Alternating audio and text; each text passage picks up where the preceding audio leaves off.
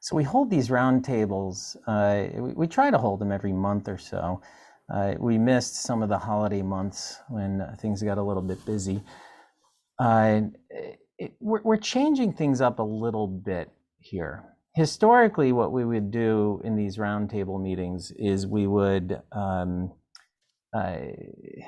try to make it as we wanted you guys to create a lot of the content, right? And come to us with things to discuss and examples. In fact, we would usually have a client present something for the first 10 minutes. I found it, I thought we'd get more value out of it if we brought some content to the table for you instead. And then that might spark a conversation, or at least you can insert your comments and thoughts along the way. So we're going to try that today. And we sent out an email, and Melissa sent out an email. Thank you for that, Melissa.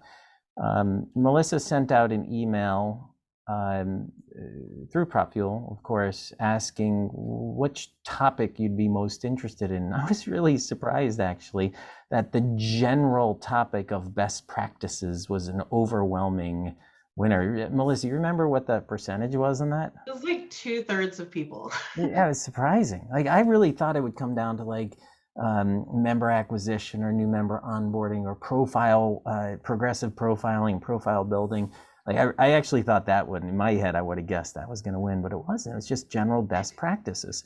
So we got together, that was just last week. And so this week, Melissa and Ashley and I, and the whole team for that matter in Slack, we said, okay, guys, well, what are they? What are the best practices? And we came up with 10 and a half best practices to share with you. So that's going to be the topic for today. Before I'm going to share my screen, and then Melissa and Ashley are going to walk you through the best practices. Of course, I can't keep my mouth shut, so I'll probably jump in here and there. I see you smirking, Ashley, and which it essentially is agreement that I can't keep my mouth shut. That's how I interpret that smirk. So before we do that, though, let me introduce, just to make sure we're all on the same page, let me introduce the concept of conversational engagement. All right, so we send emails out and we ask questions. So it's, you got that survey element, and you've got the email element. So oftentimes we're compared to email broadcast systems. Other times we're compared to survey systems. Well, the truth is we're a little bit of both of those things. A conversational engagement is just that. It's trying to engage your constituents, members, potential members, past members. It's trying to engage your constituents by sparking a conversation with them. Now, typically, I'm sure your association has more than a dozen or two members, right? So you have, for some trade associations, a few hundred associations. For many other associations, you have 90, 100,000 members, right? And so how can you possibly spark a conversation when you're working at that scale? It's got to be using technology. It's got to be. You cannot possibly pick up the phone and truly just spark maybe a sample set, but conversational engagement is about trying to reach each individual to spark a conversation.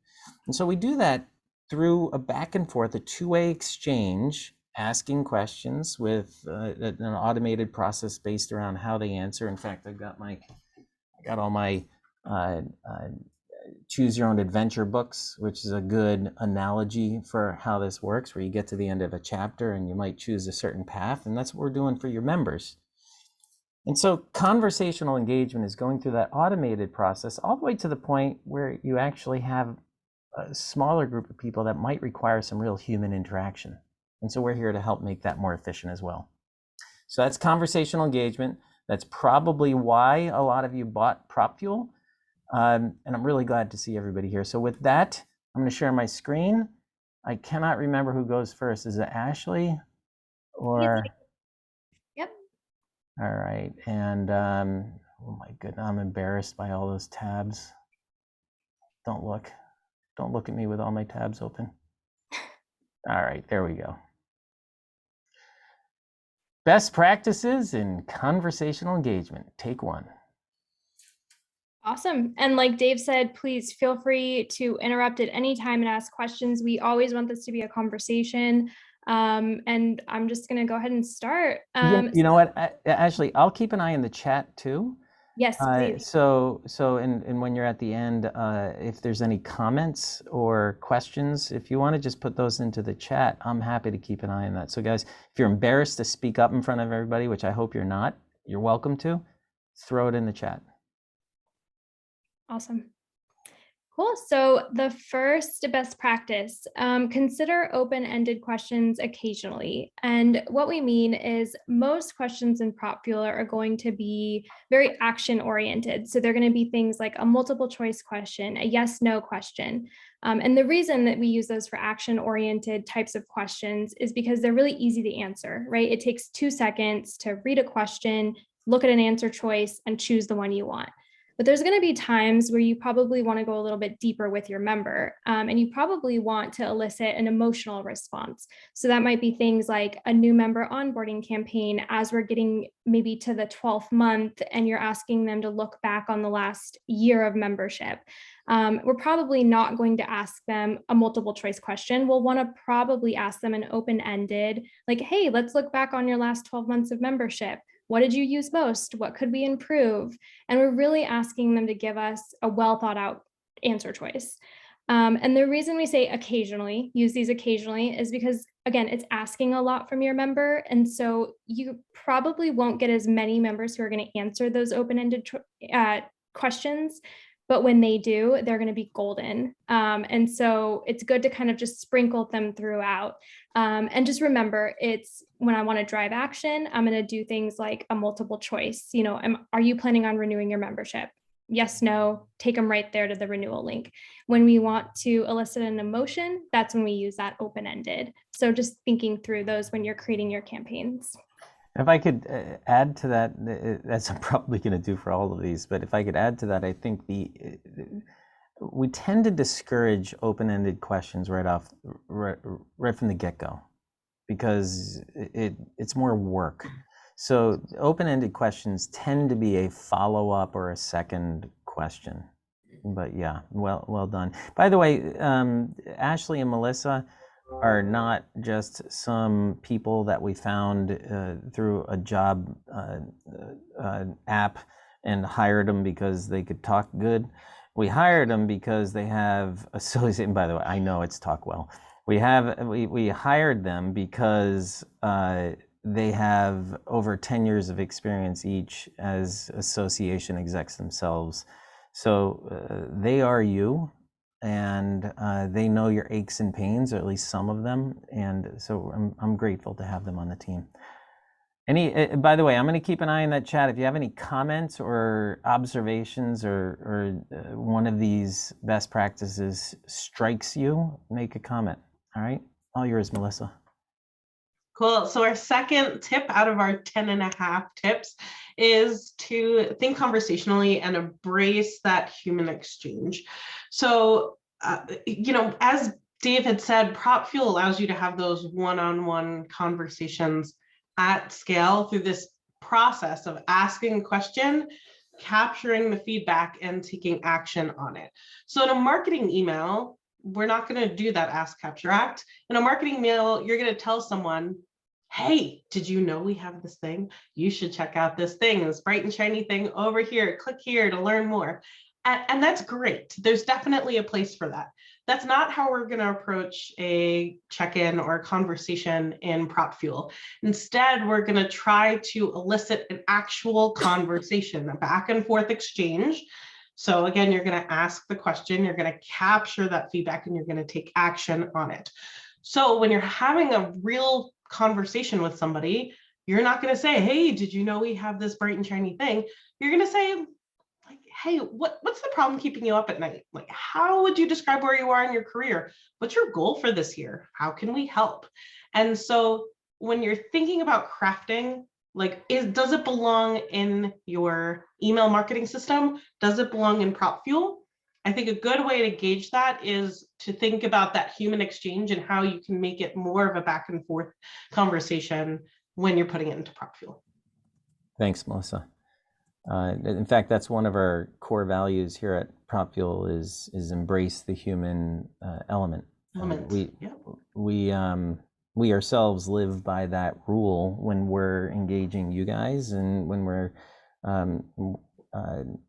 interacting with the world and prospects and so on, and to embrace the human element.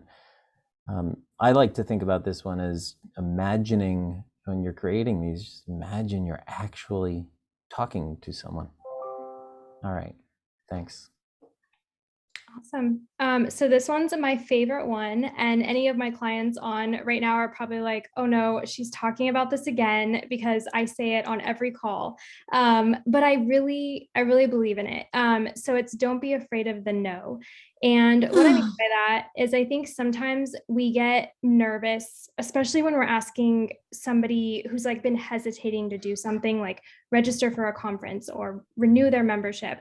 We get a little nervous about giving them those negative answer choices because we're like, well, I don't want to put it in my member's head, all the reasons they shouldn't be a member anymore.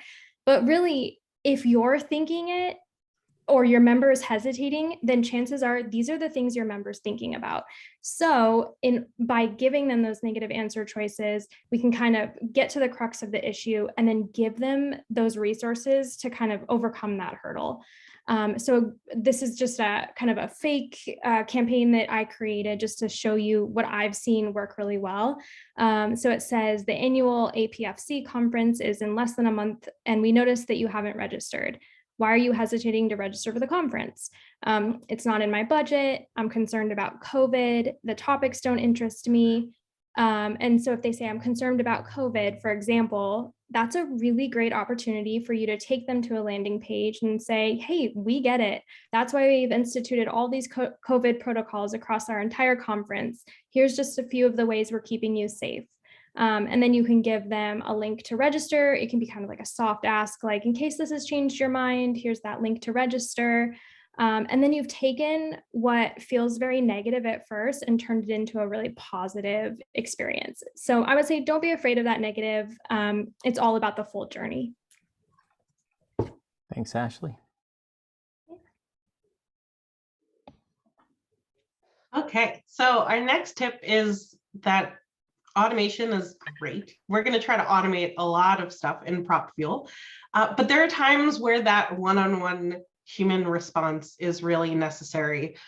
Where that happens varies, depends on the campaign. Generally, it'll be towards the end of a campaign where you've elicited some sort of reply back and forth. Maybe there's been an open-ended response that's telling you something in particular. So a unique, like one-on-one reply might be needed when there's a unique situation, a change in circumstance.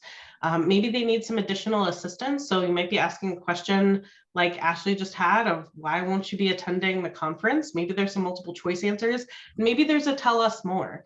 And that open-ended response there, or maybe in a membership renewal, might prompt you to have that one-on-one conversation and pull them out of the automation and actually have a human conversation with them. And you can do that through the conversational inbox. So for anyone that doesn't know or isn't familiar, Cameron has done a lot of really awesome work on the conversational inbox. It's gotten a ton of new features. I've talked to clients that used it before it got all the fun bells and whistles, and they were saying it makes a huge, huge difference. So it allows you to really assign who is going to be responsible on your team for that conversation, change that, make internal notes about it. So it's a great way to share that responsibility of following up with your members instead of it just living in your Gmail inbox or in your Outlook email. Thank you. I think this is one of the greatest opportunities for us. When I say us, I mean everyone on this call, in improving the way we engage our members. And the beauty of conversational engagement is that we're filtering through a huge number of your members down to a handful that are asking for interaction with you. And the inbox is a really good way to continue that conversation with them. It takes time, just like it takes time to talk to people. but it's an incredibly high value minute spent responding to somebody. Hey, by the way, Bree, would you mind posting in the chat? I know my guess is everybody here has already seen it, but the link to the conversational engagement ebook. Yep, If you haven't, absolutely. thank you. If you haven't seen the ebook, it's a really good summary. It's not a sales pitch. It's a very good um, explanation of this philosophy behind conversational engagement. It's a really good place to kind of get started, I think, with the concept. And I'm sorry, and if you're listening to this, listening to the recording, you can find that just right on the website, www.propfuel.com. Awesome. Next one, focus on what's in it for them. And I know my clients and Melissa's clients have all heard this as well so many times. We say it like a mantra. And what we mean by that is in Prop Fuel, there's not that I can ever think of is anytime going to be a check-in where it's all about what's in it for you as the association. It's always going to be what's in it for them, meaning asking questions and then sending your member, your prospect, whoever that audience is, to exactly what they need at that moment. So on the left here, I have a what's in it for you, the association. So it's the same question for the what's in it for you and what's in it for them, but it's all about what you're doing after they answer that question. So it's why did you attend the conference? And then very much like a survey, I think if we were to send them then to a landing page that says, thanks for your feedback, we'll use your answers to improve our future conferences. That's very much what's in it for you, in the sense that, for the member, it's thanks for the feedback. We might use your answers to improve a future conference that you might go to, and you might enjoy what we've changed. And by the way, we're probably not going to tell you what it is that we've changed. It's just, you're going to know when you go to the conference. So it's very much kind of what's in it for you, versus the what's in it for them, where it's why did you attend the conference? And then we send them to the landing page and we say, well, we liked that part too. And since you said you enjoyed X, we thought you might also enjoy Y, and you can register for that here. So with the what's in it for them, you're still capturing that information. You can still use it to make that future conference better, which of course we always want to do that, but we're giving them some sort of payoff, right? So they've given us our time or their time, and now they're getting something in return. And chances are they'll come back to engage with your Prop Fuel emails more in the future. Ashley, one other comment here is sometimes I'll hear people come at the question from kind of the survey land, right? The question that they're asking is something that they might ask in a survey because they want to know about their membership. But they're asking a question so that the organization can gather more information, right? As opposed to coming up with a question that's designed specifically to help that person and create a more relevant experience for that person. So there's a fine line, but and that just takes practice. It's a mindset shift, I think, in many circumstances, to get out of this mentality of what do we want to know about our members versus how can we help our members. Yeah. Our next tip really comes back to the Choose Your Own Adventure book that Dave showed us at the beginning of the call. So when you're having a conversation with someone in real life, you're going to get to know their wants and their needs and their interests. And based on that, it's going to change how the relationship that you have with that person moving forward. And the same thing really should be true with your members. So when you're asking your members, what's your goal for this year? What are you looking for from the association? And they say, I really want professional development. Let that guide your future responses with them. And so a great example of this is like a certification program. So if someone says, let's say that they're interested in a certification program, don't just forget that. That's super valuable information, and it's a tangible way that you can help your member. And so the way that you can do that within Prop Fuel is you can write back some sort of interest area or tag in your email system or in your AMS client. You can use a tag within PropFuel. So that way, you know, this person's interested in networking, this person's interested in certification. You can add them to another campaign, even if it's just an empty campaign that you don't have anything in there yet. You just know, I'm going to work on this campaign because I really want to target people that are interested in this and connect those members with this particular member benefit or with this particular resource that we have. And you can use that to automate processes. So maybe 6 months later, you ask them, hey, you said you were interested in networking in person, or you said you were interested in getting that certification. Have you gotten around to that yet? Do you need some help? Would you like to be involved? And it really allows you to then have a real relationship with that member where you're giving them what they want and what they need in a way that's automated and not cumbersome for you.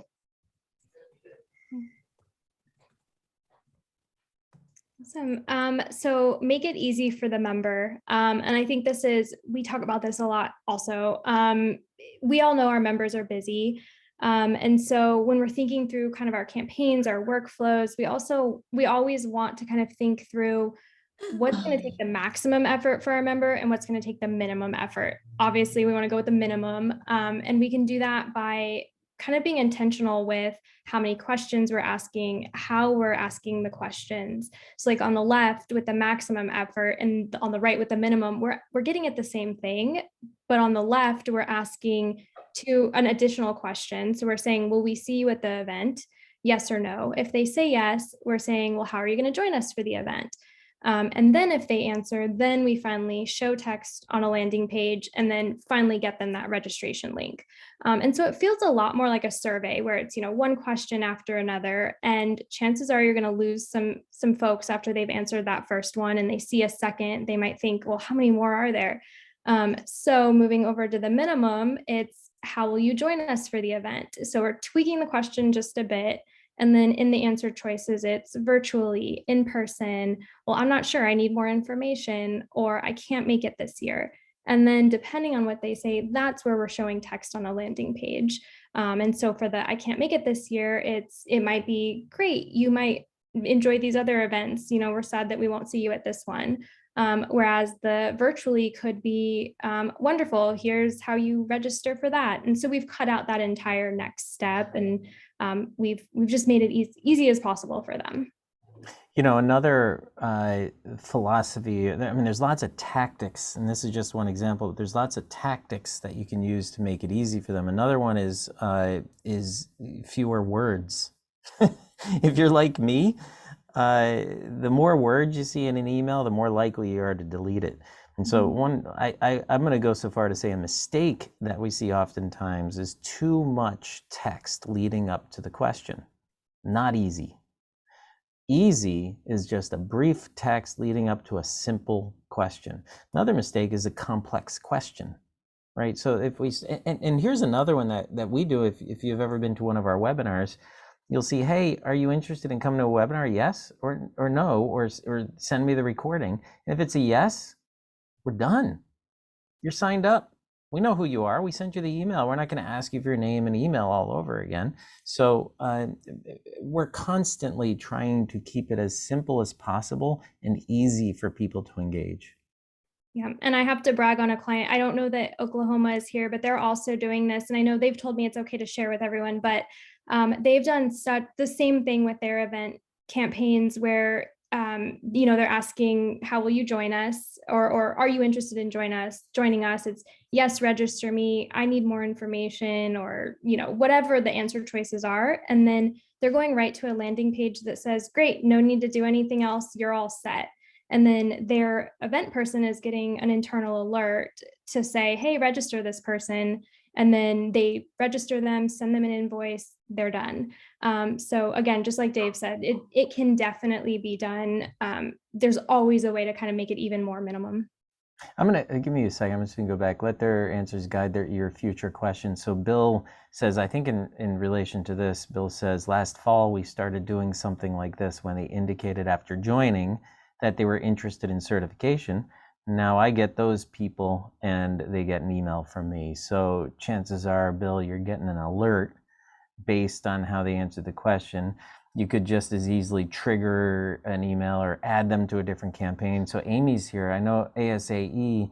Amy, if I remember correctly, one of the questions that we set up in the beginning was what's a goal for this year? If they select that one of their goals is to get CAE, it adds them to another campaign that then checks in with them in 6 months and say, hey, remember you told us that you were interested in your CAE? Have you made any progress? So yeah, thank you for that comment, Bill. Awesome. So this is kind of that half best practice that we talked about. I love this one, Ashley. Yes, we love this one. And so it's kind of along the same lines as make it as easy as possible. And you can do that with profile building as well. We had to get a profile building in there because we just love it. But the way you can make it as easy for them as possible is by building profiles over time. So profile building is a great way in Prop Fuel to ask a question in a check-in, and then whatever that member, prospect, whoever it is, whatever they say can then be written back to your AMS. And so it's, a perfect way to get profile stuff that maybe you didn't get when they first applied for membership. But it's in the vein of keeping it as easy for them as possible. It would probably not be the best thing to ask, 5 profile building questions in one check-in. It's asking a lot of them. You'll probably get a lot of folks who just X out and say, oh, I'll do that later, and then they never do. I know I'm guilty of doing that for other things. So instead, maybe, do just one profile building question per check-in and then build it out over 4 or 5 months. And it might mean that you have to sit down and really kind of prioritize, like, okay, so what fields that are empty are, the most important, and then send those out first. And then anything that you get after that is just icing on the cake. But really being intentional with, how much time you're asking of your member when they're building stuff like this. So like for this one, another one that I kind of created based on what other clients are doing is, in month 1, maybe it's we notice you're graduating soon and we don't, we want to keep sending you stuff after you graduate. What's your alternate email address?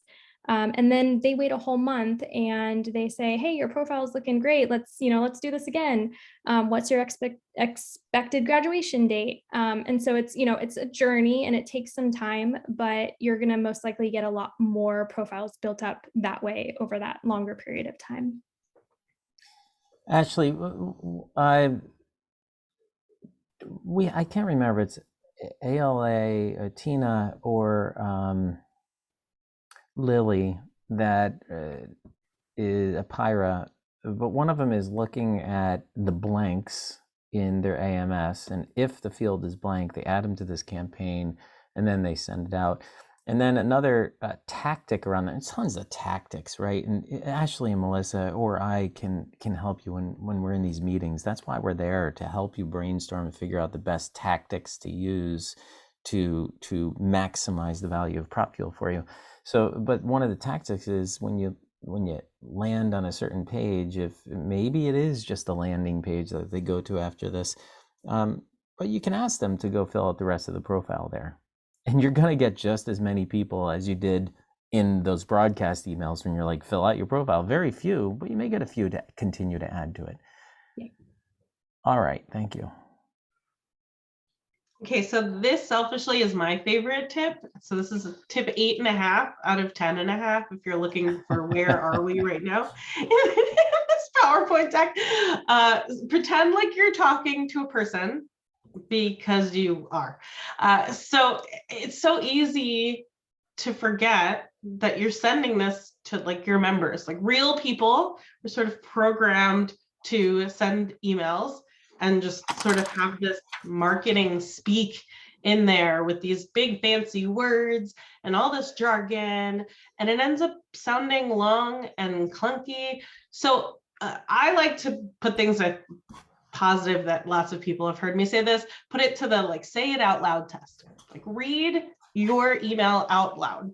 If it sounds clunky, if it sounds too formal, if it's so long that if you were in an in-person conversation, someone would start to like glaze over, it needs to be cut.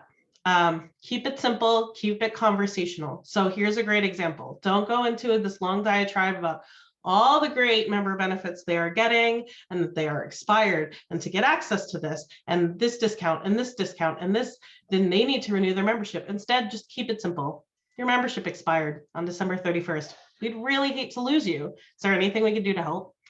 So keep that prompt short, keep the question really clear, and just say it out loud as if they knocked on your front door if you're working from home, or if they knocked on your office door and showed up and had a sign around their neck that said, I'm a member that didn't renew his membership and now it's a month overdue.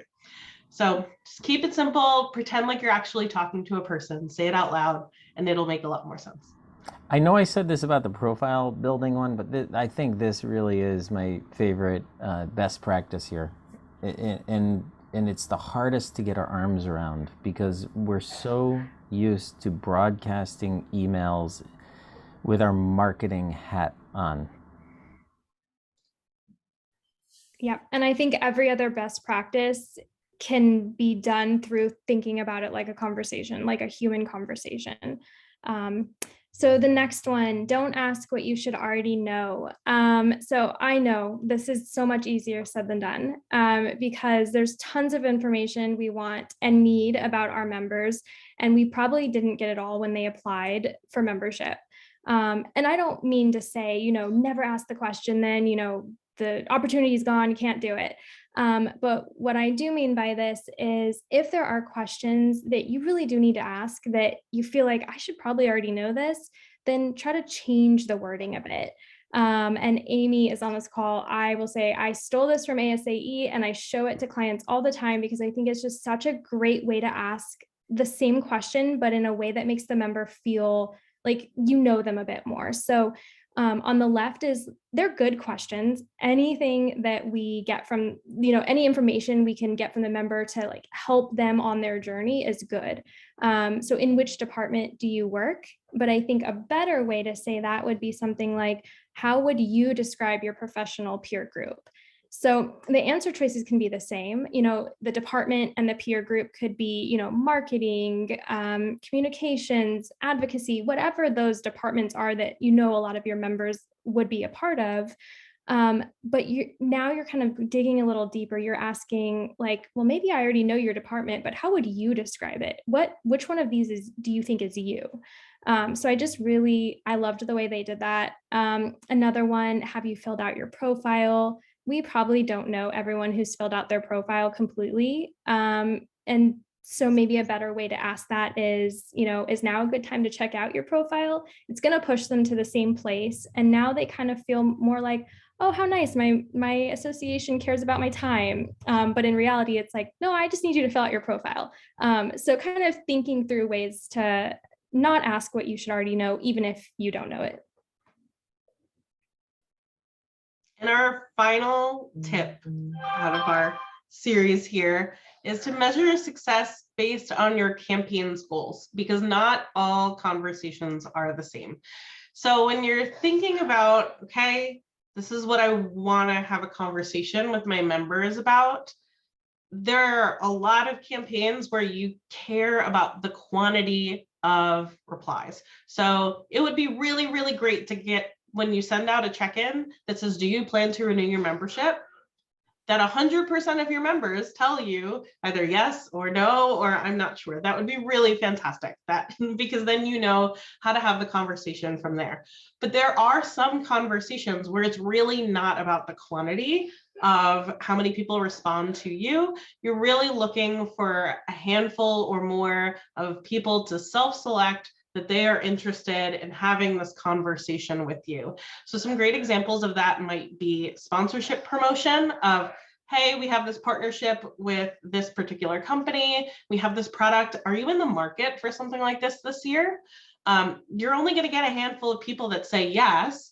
But from there, then you're not just blasting things out to the ether and just hoping that maybe somebody bites. You're asking who's interested in having this conversation with us, and then you can connect them with that sponsor at the expo. Or maybe you're just looking for a few really great quality volunteers to help you at your upcoming event.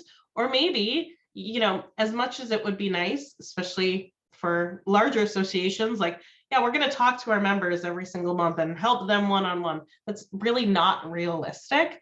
But there might be some folks that really need some special assistance to speak with someone in a particular department and get their expertise. And so examples like this are really going to be where it's about just finding the handful of people you need to have the conversation with, instead of focusing on getting 100% or as close to it of people responding. Thanks, Melissa. So we have one client called Chalice, who they're a member-based organization, but it's a for-profit member-based organization, and they have this sponsorship campaign where their goal is to connect members of their membership to particular sponsors. And so they'll get like I think I've seen somewhere it even says a 0% response rate, because they get a dozen or 15 out of tens of thousands of people that say, yeah, they're interested. And that is gold for them. So exceptionally low response rate.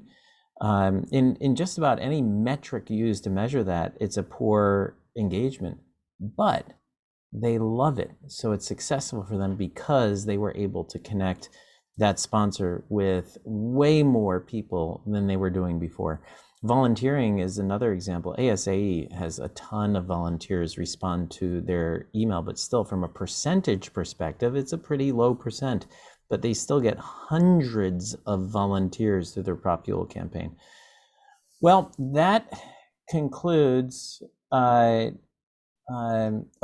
other thing about success. This is a really interesting topic, I think, around, and I'm going to end this where I started it. Oftentimes, we're compared to email marketing, or we're compared to a survey system.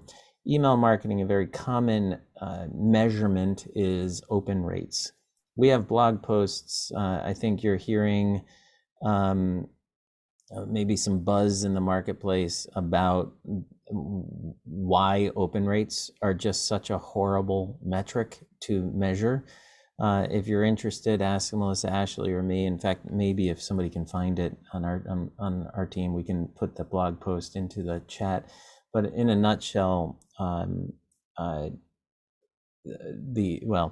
suffice it to say that open rates were never great to begin with in terms of a measurement.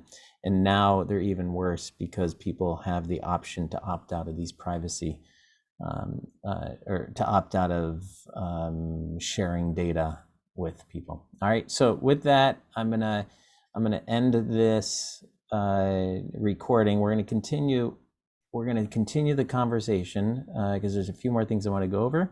But that concludes this portion of the round table where we're going through the best practices.